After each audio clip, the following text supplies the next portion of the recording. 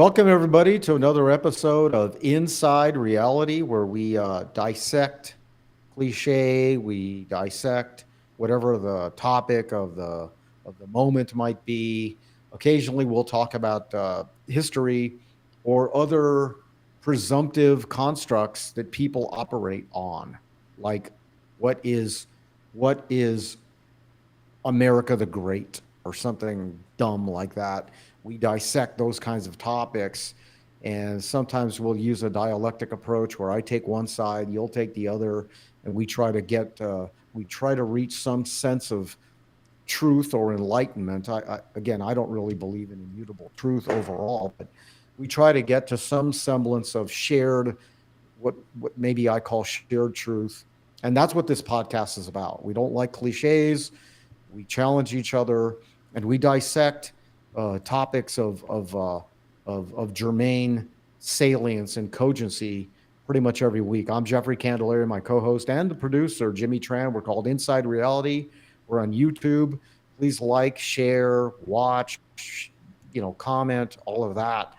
Today we're going to talk about, inevitably, in my view, the United States as we know it, constitutional republic with elements of a republic, elements of monarchy, elements of democracy. That framework, I think, is done. I think in the next 15 to 20 years, we will be a socialist country. Absolutely, there's no question in my mind. We're going to talk about today. Again, welcome, Jimmy, to the show. Thanks for producing it. Again, Inside Reality. We are on YouTube. And how else can people access the show, Jimmy? Right now, it's just on YouTube. We'll be publishing this on Rumble and some of the other platforms as well. Once we get a little bit more traction, again, it just takes a little bit of extra, but we'll be on those. And then, we do have other social media platforms that we're on. Right. But and we drop the show every Thursday, so Thursday or Friday, depending on whether there's technical issues. Like I had some technical issues, but usually within that time frame. Okay. All right. So let's get right to it. I happen to think, again, I'm a baby boomer, and I was blessed to grow up with a population or generations of people that made contributions to the country. They didn't whine all the time. They'd understood that suffering and some oppression and obstacles to one's trying to achieve enlightenment or a better way of life, that's just part of the whole experience, man. If you're short, if you're black, or you're whatever the hell you are, that's life. Get over it. Optimize what you are, who you are, what you're about. Make yourself resourceful, opportunistic, educate yourself, practical, and make a contribution. I think those ethics, those attitudes, I just don't think they're around as much, particularly in younger generations. A lot of it is a function of this nonsense. And I look at what happened recently with that socialist, anti-Semite, hater of Jews, openly.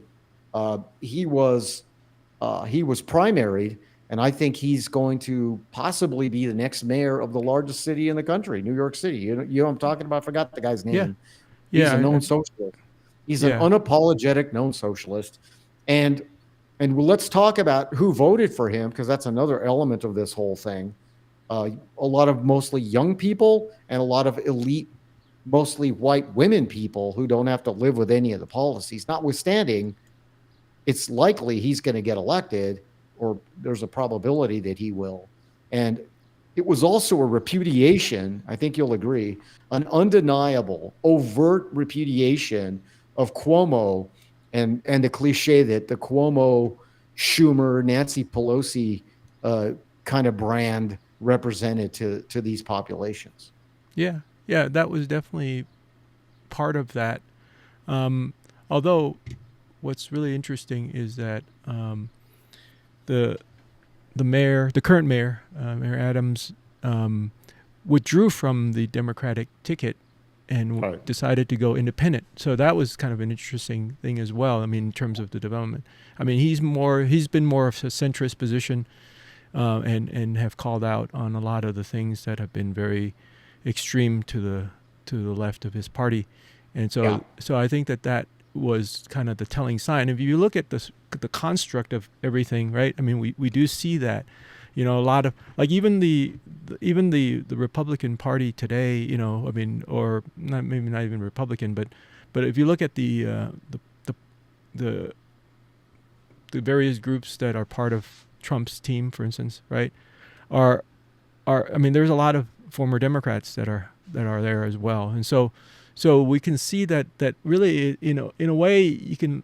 The way that I look at it is like it's almost like the old America and the new America, kind of almost Right. in a Exactly. sense, Yeah. because like if you were to take RFK, I mean not RFK, sorry, JFK. Okay, in today's climate, he would not even be elected because he would be considered too Too conservative. too Too conservative, moderate. exactly, Yeah. and which is very interesting if you really look at it, and in a way, this is the direction of any society. I mean, if you think about it, you could either Yes. move in one direction or the other. Either move ultra conservative, which then leads to a more of an authoritarian type of model where it's like, okay, we're not going to change. This is how we're going to do it, and that's it. And then you rally around that flag, if you will. And then there's the other extreme, and that is basically you move to the extreme of the extremes of change and everything, so that and everything in society, everything in civilization is undermined. And Yeah. so I think Well, that those are I'd like you to discuss, because dialectics. I don't really want to assume anything. Sure. That's what this show does. We don't make assumptions, or occasionally we do, but we're able to challenge assumptions. So you just made a statement about ultra conservatism ultimately leading to its own destruction, or something along those It can, lines. yeah. Um, so again, this is Inside Reality. We're with you every Thursday or Friday when we drop the show. Please share the show. Today happens to be June, whatever the hell it is, 27th, whatever, 2025. Again, that's a construct too. Remember, Everything is, yeah. Julius Caesar, my guy back there, he added 67 days, 2050 years ago, because the calendar was off, because they hadn't integrated the leap year. So there's no such thing as June 27th, 2025. It's all a construct. And then your guy, Pope Julius, I think 1,500 years later, 1,200 years later, he took out the 67 days and did something else. So anyway, the point is this. Yeah. Ultra conservatism in your mind does what? Because in my mind, even though I'm a reluctant Republican, because I have to kind of choose a side in this, binary political machine called Republicans and Democrats. So I'm reluctant to be considered a conservative Republican. Having said that, at least the generation I grew up and the personification of me actually living out being a conservative Republican, whatever that means in this world. You know what it means for me? Self-reliance. Stop your freaking whining, make a contribution, and have a sense that I don't rely on government to solve all my problems. That to me is essentially what conservatism is. What I don't like about conservatism, I don't want to go back to the 1950s or 40s or 30s when you never saw an Asian guy like you in pop culture who actually was considered in an egalitarian society equal, right? You certainly never saw any Hispanics like me. You occasionally saw a Mexican who was fat, lazy with a sombrero, right? And when I watch old iconic movies with Betty Davis and Joan Crawford, anytime you see a black person, they're called a Negro or a colored person. And on top of that, there's some kind of subservient to an elitist, mostly white dominant, proviso, right? Or construct.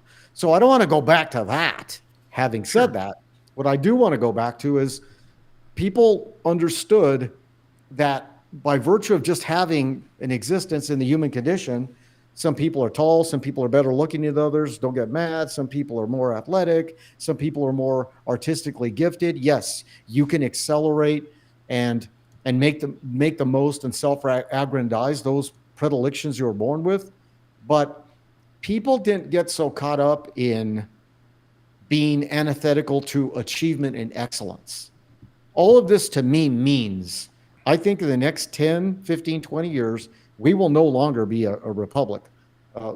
remember my guy back here I just referred to, Caesar?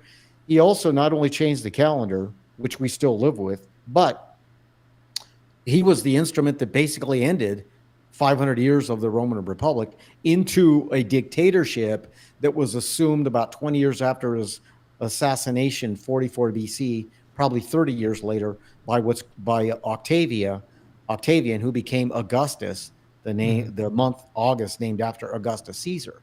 So even that great republic that our founding fathers commandeered basically ended because the population didn't execute some of its obligations as Roman citizens. Roman Empire fell for a lot of other reasons, but that was part of it as well.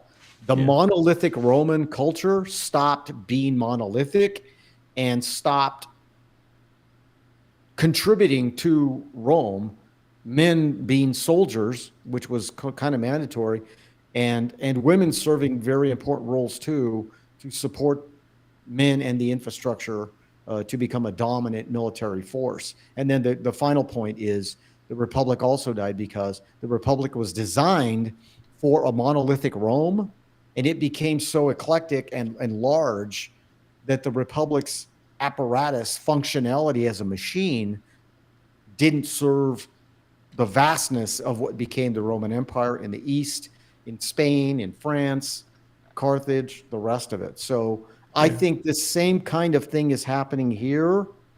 We've become so eclectic and large. We don't have this monolithic sense of how do I contribute to America?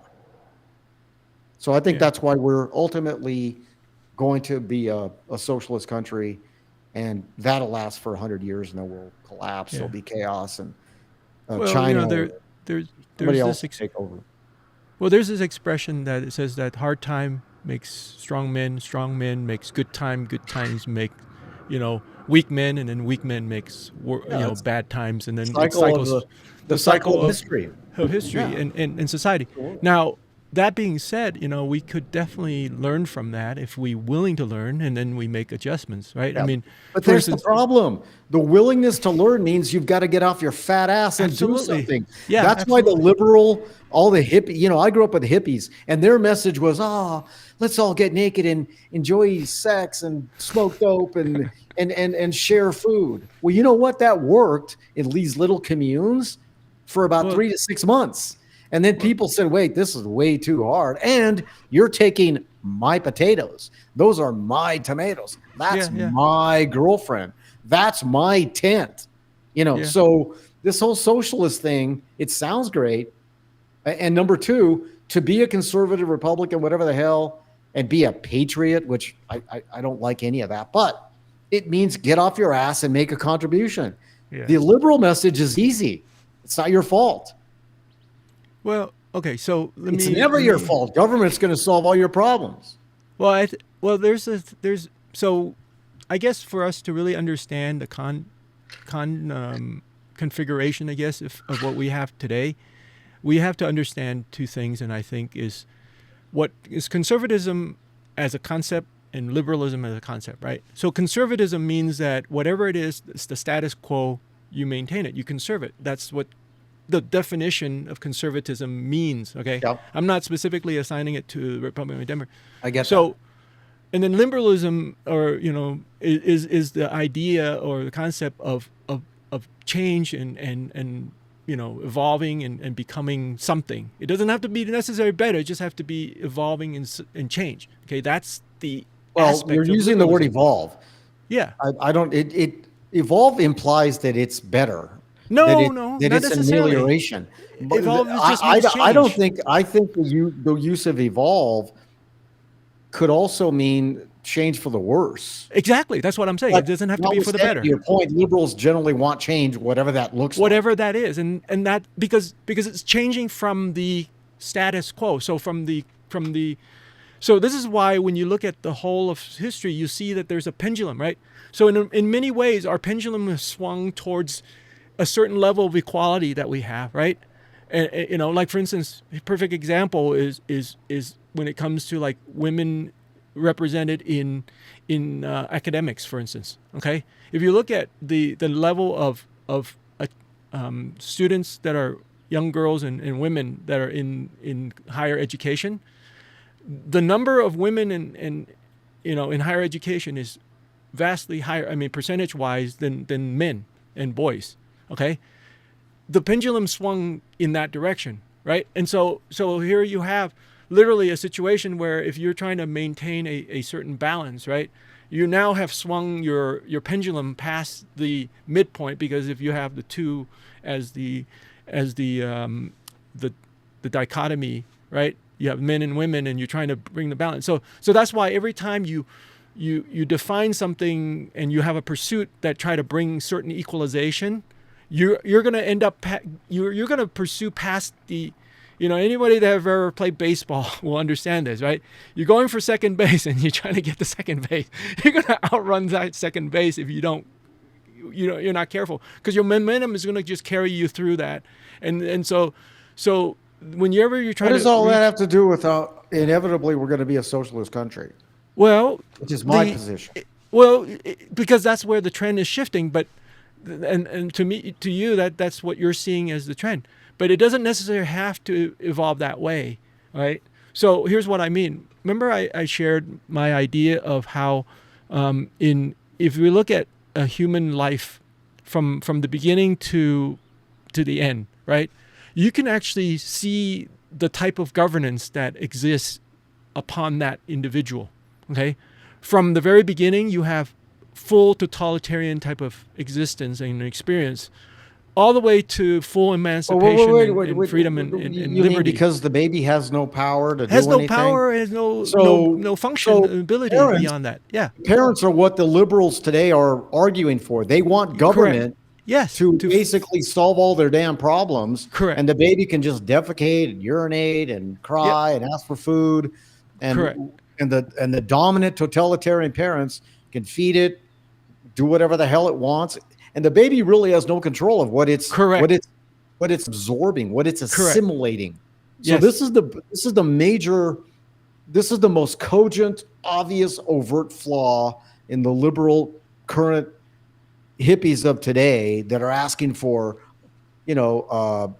government to solve their problems, free housing. I don't have to pay for food. I don't have to work. I should get a subsidy. They're asking for 1984's Big Brother. They're asking for your parents, whatever the hell that looked like when you were just a little naked baby in a crib. That's what they're asking for. They don't have. They're actually releasing all control to some external force called government, because they feel that's the other point I'm making. That why conservatism and the Republican Party is doomed, because the message that they sell is much harder.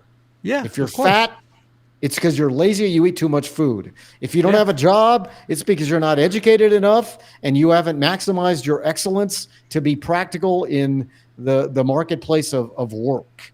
Yeah. If you're this, if you're that, it's because you, whoever you is, haven't worked or sacrificed enough to do something called achievement. Yeah. That's a difficult message to sell. Where the other message is, it's never your fault. Government's going to solve all your problems. Yeah.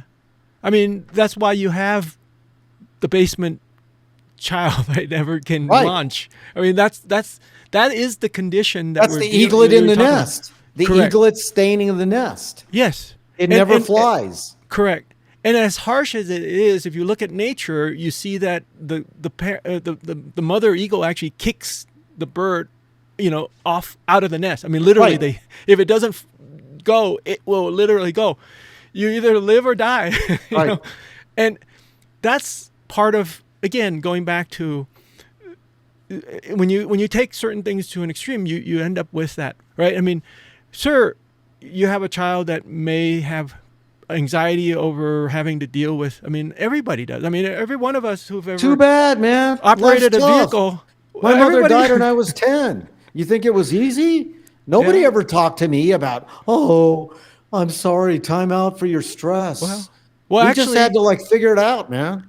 Well, actually, because you live in a time when that wasn't possible. You Yeah, didn't which was have that great. I'm resource. glad I did.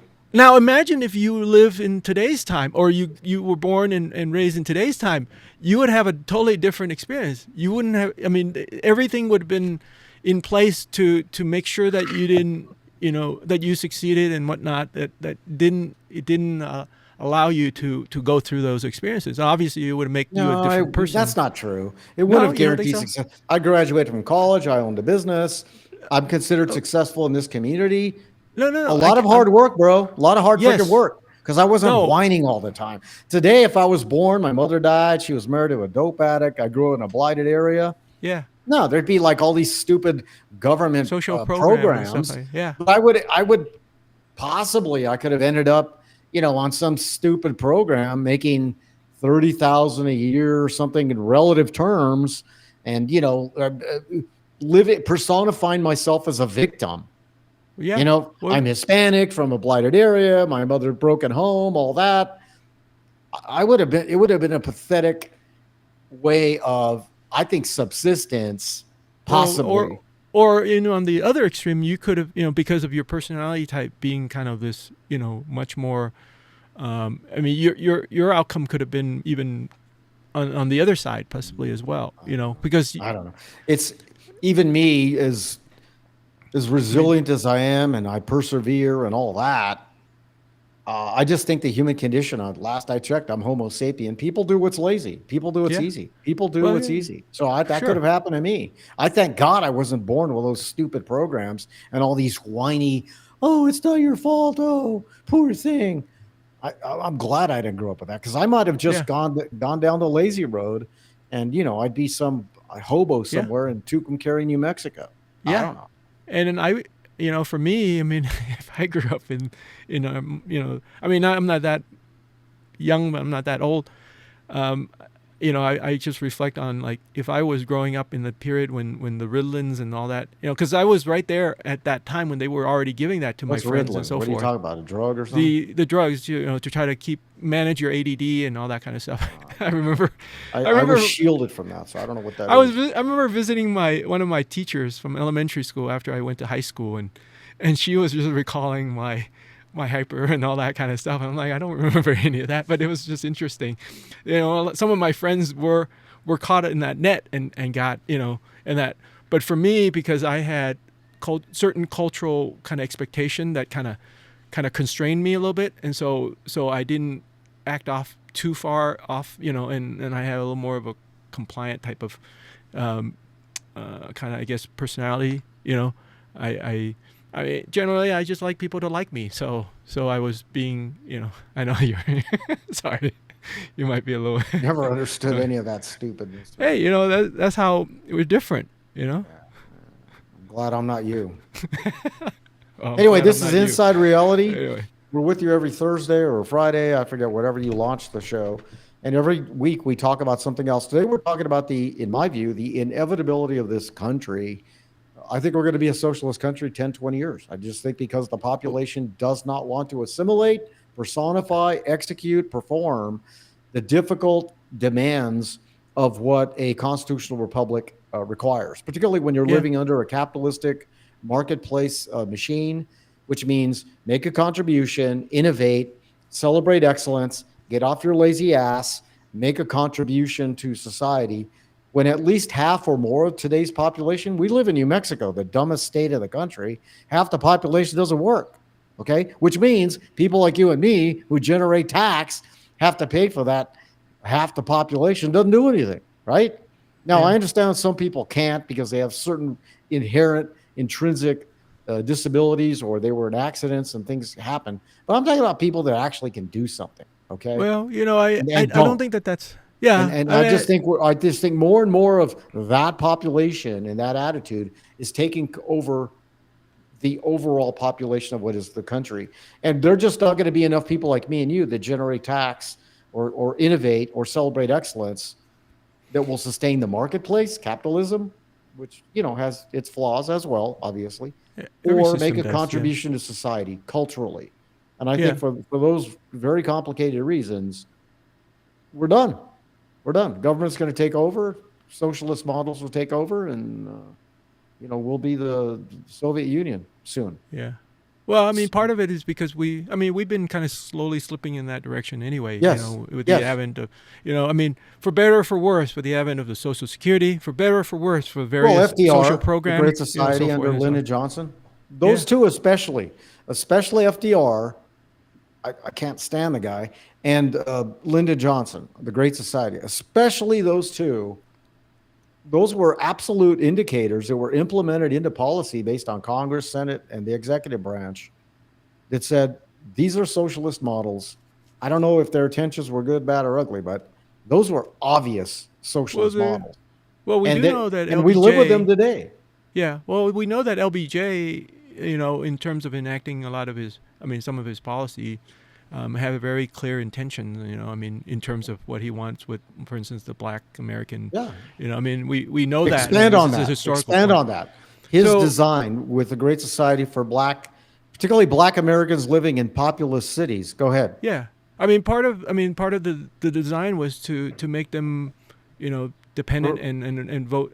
So they understood that if they kept the men in the home, then the dynamics would be different. This is why the effort was to, so if they can substitute the man from being able to, one, provide, but also two, to protect and so forth, then it was easy, because if you have a situation where if you're a single mother, you can get assistance, but if you have the man in the house, you can't, and so that created the part of the whole thing, and part of that, all of that was driven to be able to hold on to power. That was really the main driver behind. Once again, Jimmy, you're saying that THAT. I don't know what that. What you're saying is, I think. Correct me if I'm wrong. Okay. Part of his nefarious design, that Johnson guy, Lyndon Johnson with the big ears, was that was an ad hominem criticism. I apologize.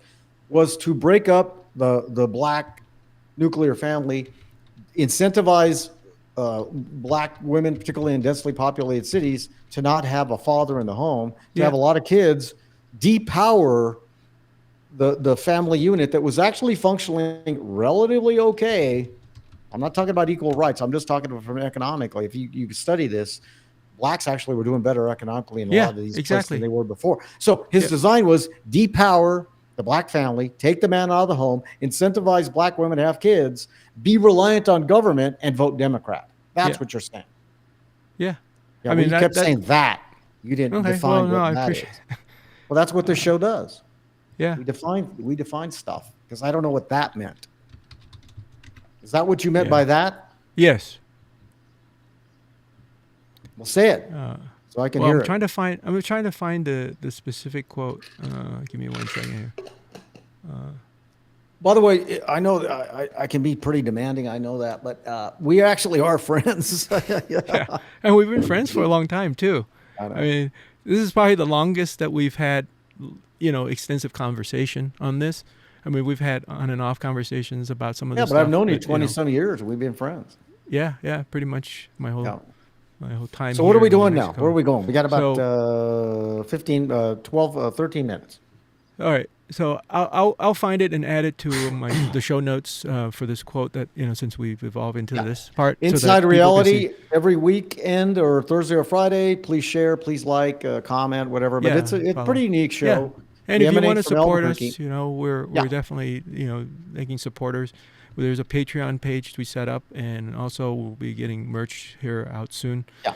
So part of the reason we're talking about this is during this week's time frame, June 27th, whatever, 2025, that anti-Semite, anti-Jewish, Democratic or liberal mayoral candidate beat Cuomo in the primary in New York City, the largest city in the country, and it's possibly likely, if that's not a contrary term, that he'll be the next mayor of New York City.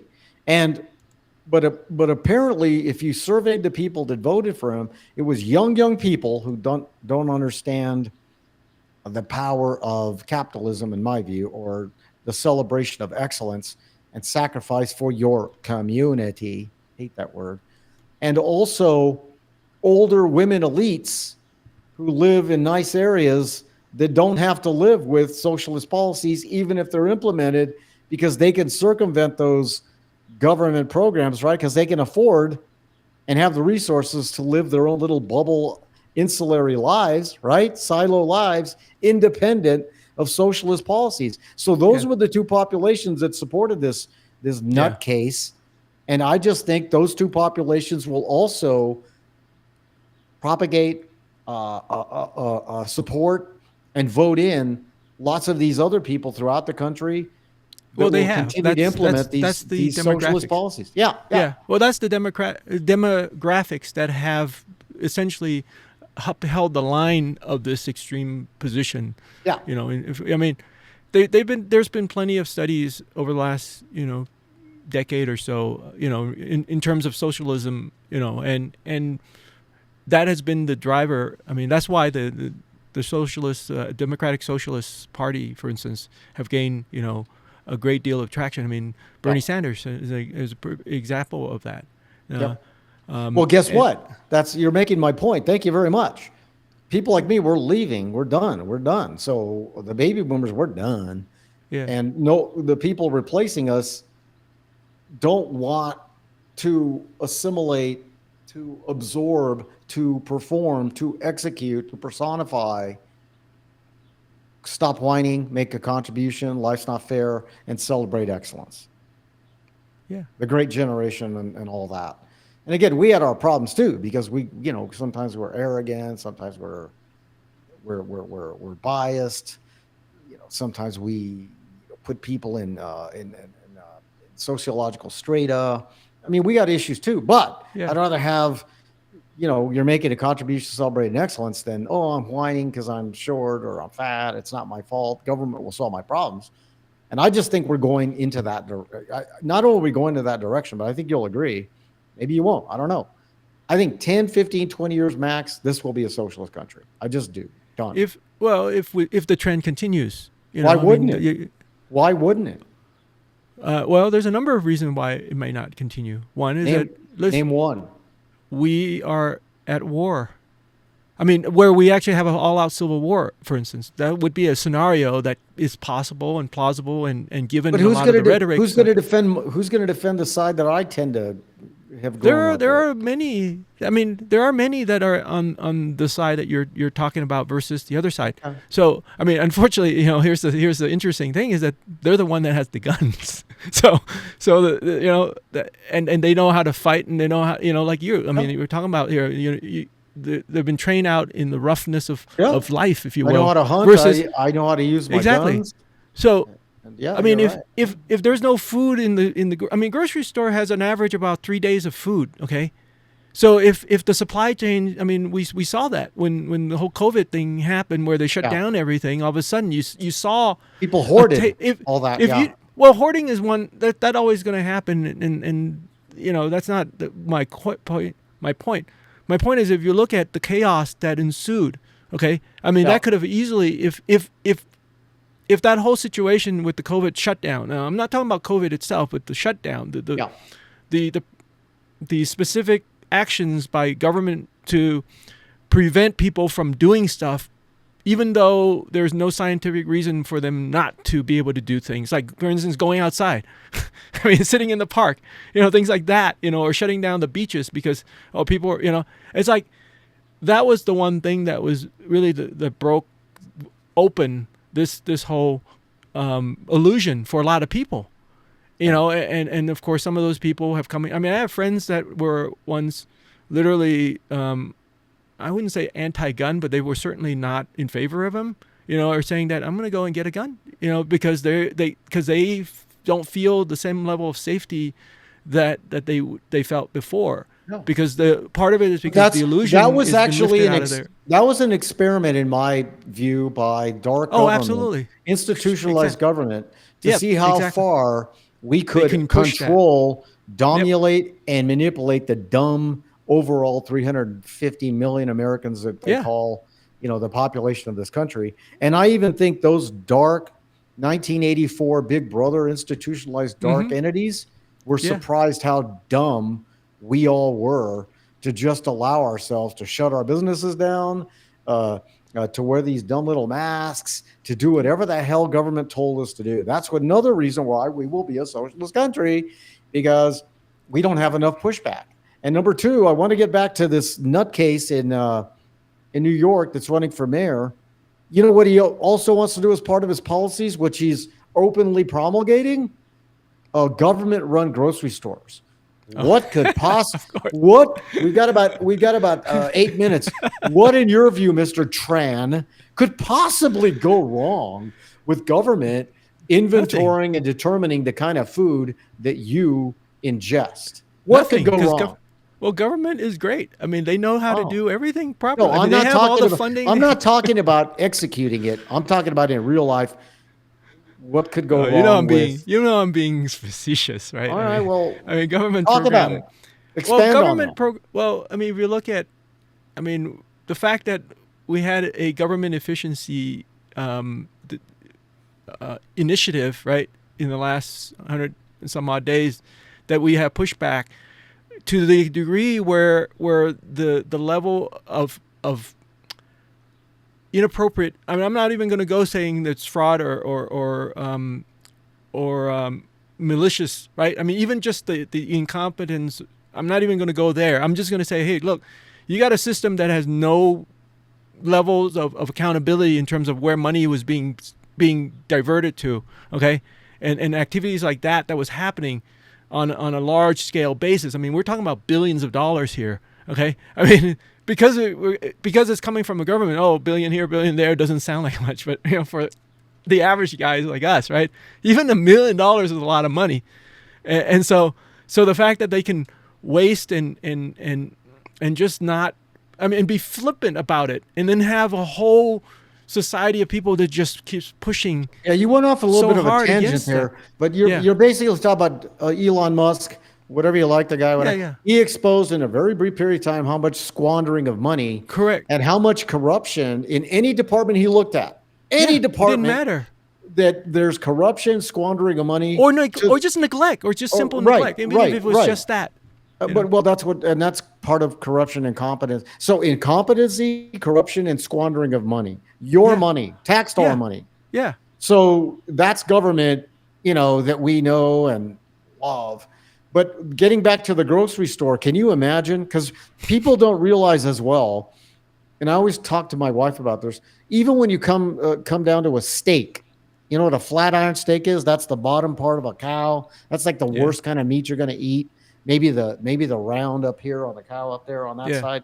It's very dense. But there's 3 kinds of meat: select, choice, and prime. Yeah. All the elites, in the country eat prime. They're not even going to talk about, choice. So can you imagine U.S. government providing you your monthly steak? By the way, you only get steak once a month. Do you think it's going to be the rib on top of the cow, like a nice bone-in ribeye choice? Not even going to be prime. It's going to be like maybe select, which is like the worst kind of cow meat you're going to eat, right? Yeah. And it's going to be probably the select, and you're only going to get your little cut of steak once a month. That's how I see government grocery stores actually working. Well, here's the thing too, is that if you look at it, right, I mean, they didn't even get the food pyramid correct, right, in terms of government. Right. I mean, I'm just saying that so if you're using that as your basis for all these policies, you're in trouble. We're in trouble, big trouble. Right. One of the reasons why I'm really on the flip side, have some sense of, at least on the federal level, with, like, for instance, with RFK, I know different people have different, how can he know anything about health? I mean, he's a lawyer, What does that have to do with? What does that have to do with his ability to administrate and put the right people and good people in place in order to properly evaluate the things like the food pyramid, for instance. I mean, the food pyramid's been upside down, and I know how to grow grass on the backside of my house, but I'm not an agricultural PhD. Yeah. Anyway, so we got about 4 minutes, so wrap up. So I mean, okay, well, let's talk about And I think it's important also, we can point out all the problems and all the issues and so forth. But I think that it's also important that we look at, well, what are some of the possible solutions that there might be, or is there one? And I mean, do you feel like there is a solution No. to what we're dealing with? Or you think No, that this because is I think I already made my case throughout the last 44 minutes here. One, to say to a 17-year-old whining, "Oh, I'm a transgender and I believe in unicorns and whatever the hell," to ask that person to, by the way, life's not fair. You're never going to look like Selma Hayek. You have a predilection to be overweight. You're struggling with your identification as a sexual being. Your parents are going to die in 2 years. There's a possibility you might have, some kind of a terminal disease. By the way, you have to get out there in the scary place called the marketplace and earn a living. And you might not be liked because you have a bad personality. Are you telling me that? I mean, those are some of the harshnesses of life. Yeah, they are. You're telling me that is a message that's going to sell to the population that's going to ultimately, in the next 5 years, assume authority, responsibility for governance, for the marketplace, for finance, for social construct? Whereas my message is, you're not a unicorn. You're fat because you eat too much. You do have a bad personality. You're not the most, don't get mad, attractive person in the world, but you can still optimize your life if you sacrifice, if you work hard, if you get an education, if you go to uncomfortable spaces, uncomfortable places, and optimize whatever the hell you are, because you're never going to be anything else. That's too difficult to message. That's why we're doomed. It is a That's difficult why, message. well, it is. That's why we're doomed. I just answered your question. We got 2 minutes. Yeah. No, and I guess I'm a little more optimistic, maybe.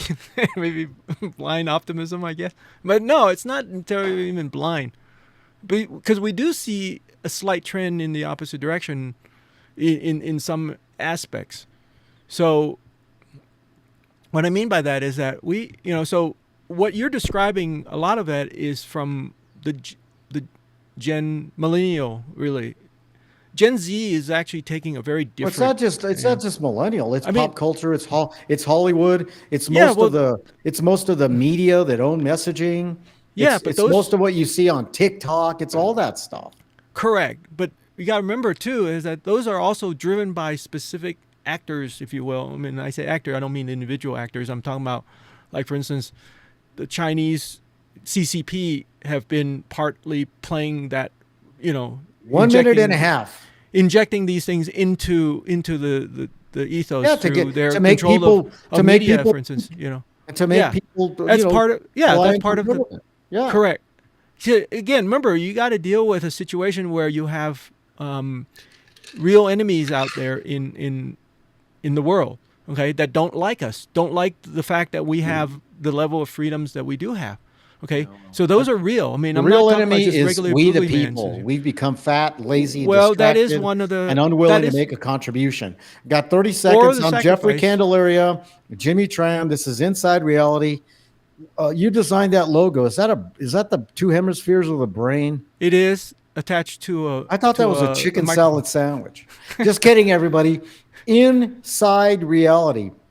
We'll be back with you next week. Today we talked about the inevitability that this country will be a socialist country. I believe it will in 10 years or possibly 20. Unless we make change. And if we do make change, and we have to make some significant change and real sacrifices. And if we're willing to do that, then maybe we can avert this for another generation. Who knows? So that is really the reality. All right. Inside reality. Thank you. All right. See you later. Have a good week. All right. Bye-bye.